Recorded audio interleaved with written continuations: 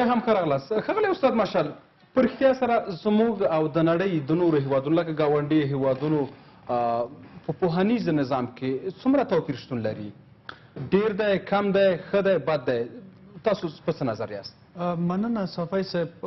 څنګ ته دې تاسو سوال باندې راسم صافی صاحب. مونږ د اوس برحاله دی کابل کې چې مرکز ده صافی صاحب، مونږ ډیر مکاتب لرو. تر اوسه دوی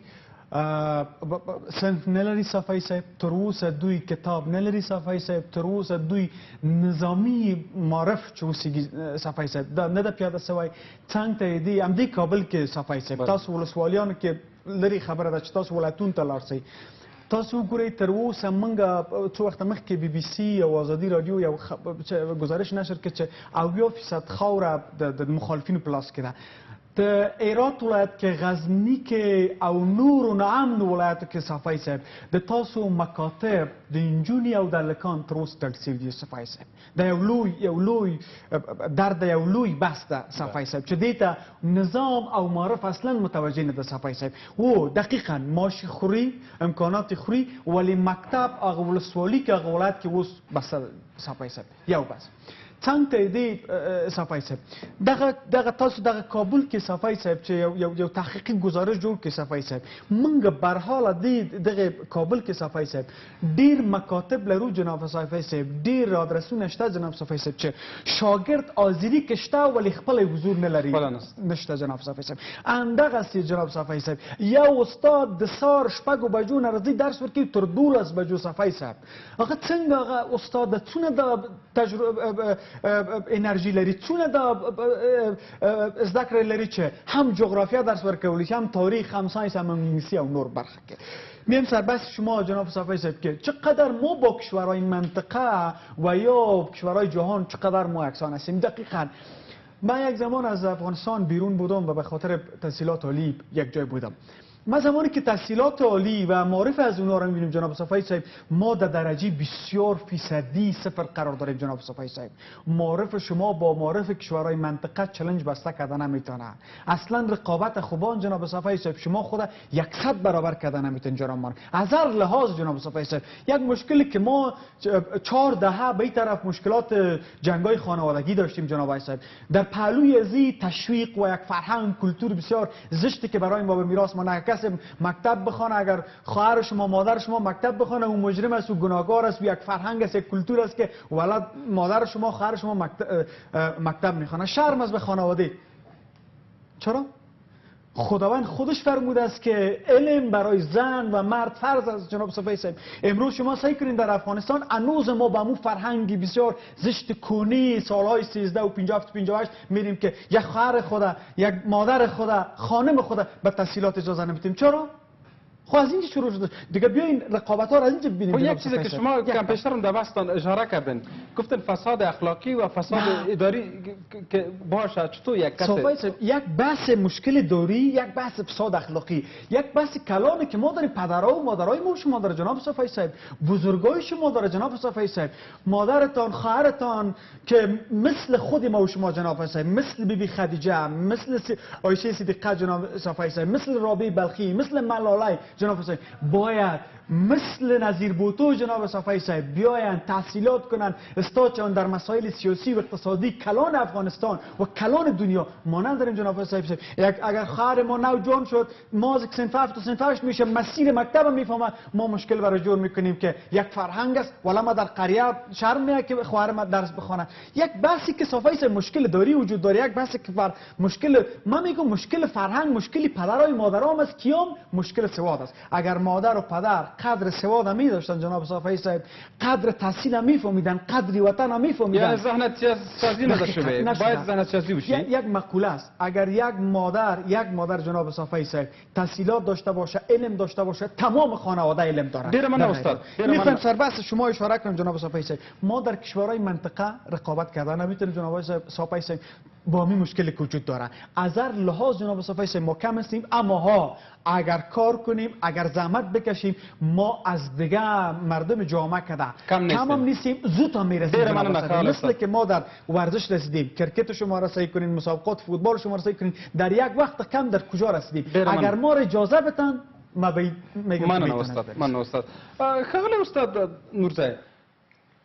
د نړۍ سره رقابت نشو کولی حتی د خپلو ګاونډي هیوادونو سره په تحصیلي او پوهنیزه برخه کې کوم ګامونه باید حکومت په ټوله کې پورته کړي چې دغه موږ اقلا په همغه لار خو لاړ شو حرکت وکړو ډېر په ځای سوال دی او زه باید اول دا ووایم جناب استاد مخکې اشاره وکړله د رقابت کول په څه رقم که چیرې موږ خپل ځوانان وګورو زه په دې باندې متیقن یم چې موږ تر ټولو تر ډېرو هیوادونو ښه رقابت کولی سو ما خپله کړی دی په بهرني هیوادونو کې لاسته راوړنې مو درلودې نور ځوانان مې لیدلي دي چې دوی افغانان دي په دې کمو امکاناتو په دې کمو تحصیلي تعلیمي امکاناتو باندې دوی وکولی سو ډېرې غټې لاسته راوړنې ولري په بهرني هیوادونو کې خو که چیرې موږ خپل بنسټونه رقابت ته واچو دا جناب استاد خبره ډېره پر ځای خبره ده موږ د نږدې پس پاته پاکستان سره هم رقابت نسو کولی او که چیرې تاسې داسې وګورئ نور هیوادونه نږدې موږ ګاونډی هیواد ایران سره موږ 50 کاله نور چې هلې ځلې وکړو د ایران ځای ته نه رسېږو خو زما په آن باندې زما په نظر باندې د یو ځوان د یو داسې کس چې په دغه بنسټ کې مو درس ویلی په دغه افغانستان کې مې درس ویلی په همدغه افغانستان کې مې تحصیل کړی دی بهرني هیوادو ته هم تللی یم هغه مې هم لیدلي د هغوی بنسټونه مې لیدلي دي یو شی موږ ته پکار ده چې موږ باید خپل هر څه سټنډرډ کړو تاسې وګورئ نن زموږ استخدام د روابطو پر اساس دی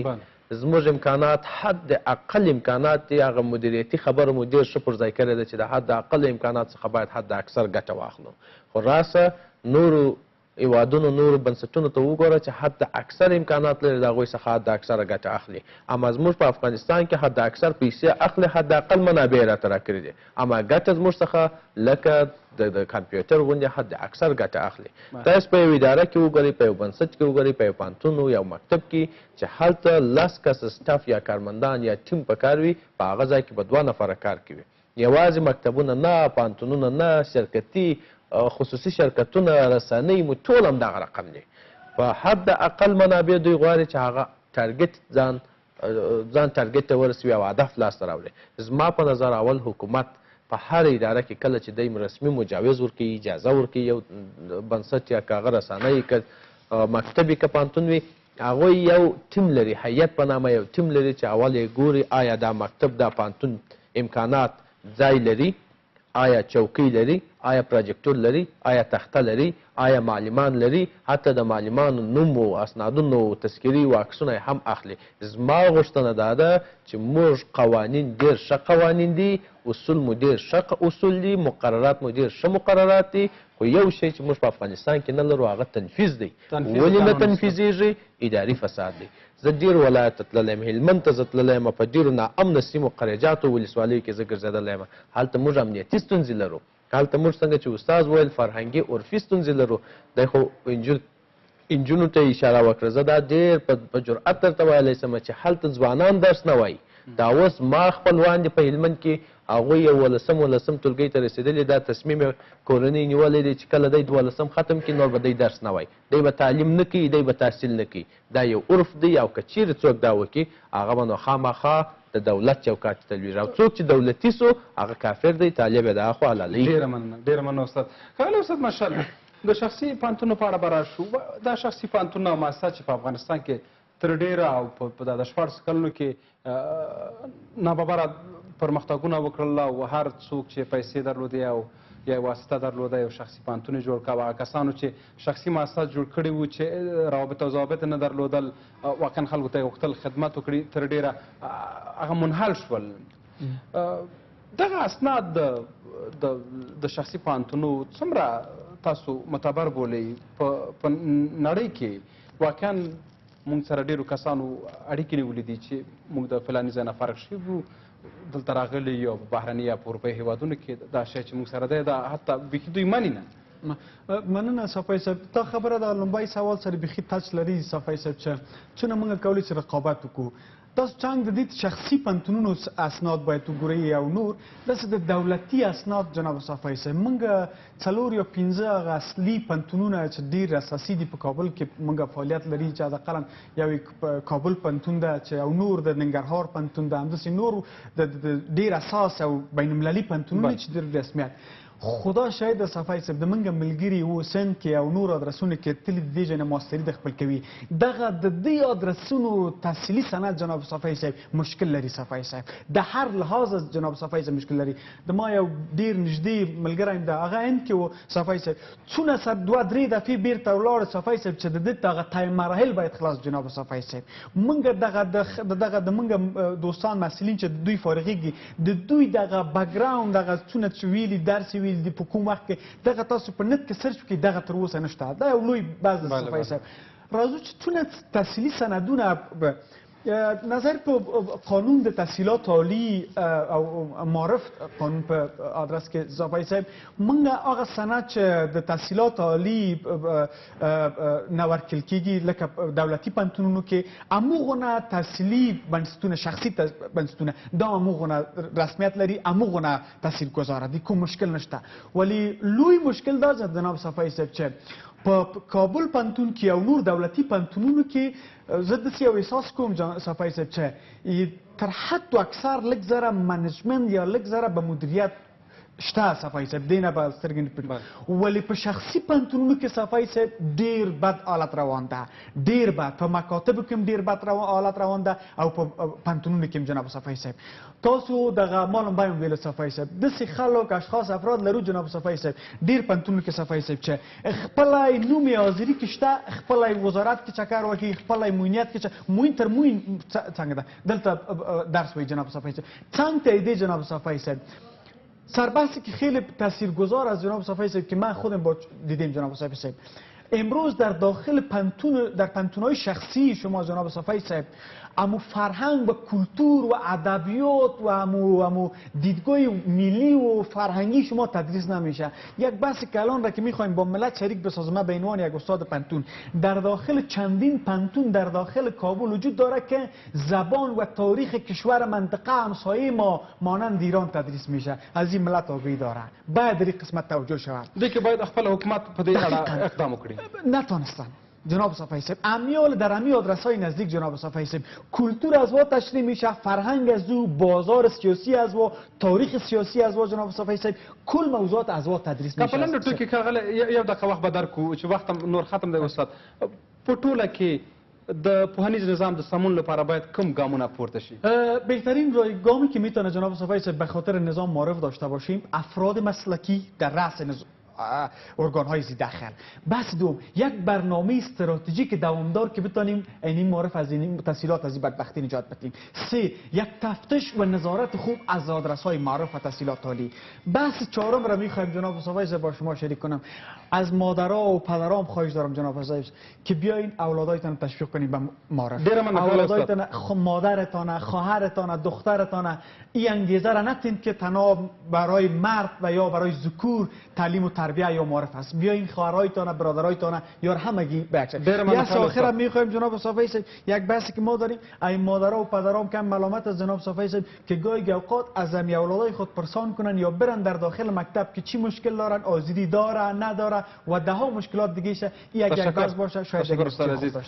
خاله نورزای استاسو مرسته خبره اورو پلان ټکی کوي وایره مننه جناب صفای صاحب څنګه چې ما مخکې هم اشاره وکړله زما دوې درې خلاصه غوښتنې دي او هر کله زما غوښتنې دي دا د ځوانانو څخه د یو ځوان په صفت باید موږ ځوانان نور چاته اجازه ورنه کړو چې زموږ څخه ناوړه ګټه واخلي موږ پر بلې لارې بوځي ګورئ ځوانانو موږ د دې هېواد نن او سبا یو که چیرې موږ ښه وکړو هم به موږ ښه تاریخ پاتې سي او که بد وکړو نو به بیا لکه نن موږ مشران چې موږ ته بد دي موږ یې ملامتو توروو سبا به موږ هم توریږو موږ به هم بدیږو موږ پسې به هم بد ویل کېږي او د دې تر څنګ ټول معرف یا تعلیمي او تحصیلي بنسټونه دي دا د خدای لپاره د انسانیت په خاطر د افغانیت په خاطر هر لحاظ چې بولي نور د خپل په منځ کې تغیرات راولي د ځوانانو باندې د تجارت نه کوي بنسټ تعلیمي بنسټونه او تحصیلي بنسټونه د تجارت ځای نه دی که څوک تجارت غواړي هغه د شرکت جوړ کړي نور په موږ باندې لوب ډېره مننه ښاغلی استاد رحمت الله نورزی له تاسو څخه او ښاغلی استاد اسماعیل مشال له تاسو څخه چې راغلي په بحث کې مو ګډون وکړ د جهان نړیوال ټلویزیون درنو معزز لیدونکو دا وه د خبرو تل خپرنامه تر بیا ملامت شه خوشحاله سوکاله سرلوړي او ودان اوسې الله مال شه